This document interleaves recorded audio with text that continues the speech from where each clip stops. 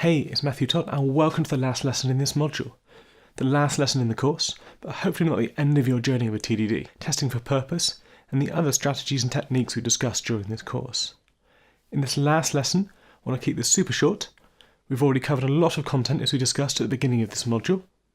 We also then went deeper to cover some more technical detail around test doubles and some of the subtleties of using testing for purpose in a more complex system, before going on the last lesson to talk about how you might go about introducing testing for purpose to your code bases. So in this lesson, I want to go through a few housekeeping things before leaving you with your final exercise for you to complete. So as far as finishing off this course goes, as I mentioned before, you do have lifetime access to this course. So for whatever reason, if you haven't had a chance to complete the practical exercises, especially the coding exercises, then please do go and take a look at those. I think you will get a lot of value out of making the time to work through these exercises.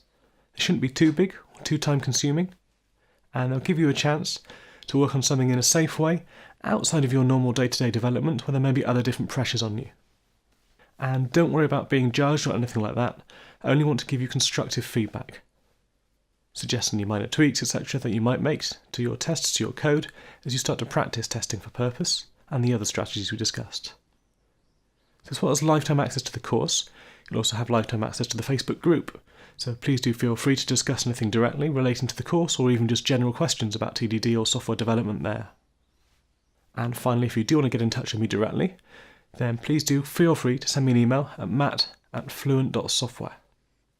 Okay, so I mentioned an action for this lesson, for this final module, and we already talked about your TDD Experience Profile way back in Module 1, where we looked at different levels of experience with TDD, and hopefully you completed your own profile to work out the breakdown of your own personal experience with test-driven development. For this lesson, I've created a worksheet again for you to download with a more enhanced version of this experience profile.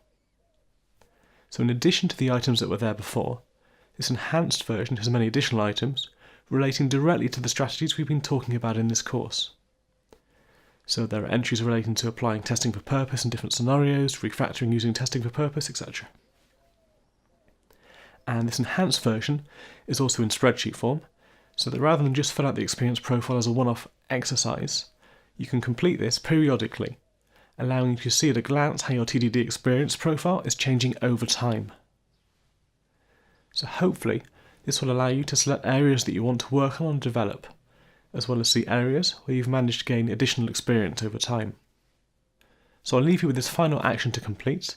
I hope you've enjoyed this course, as well as managed to get a lot of value out of it.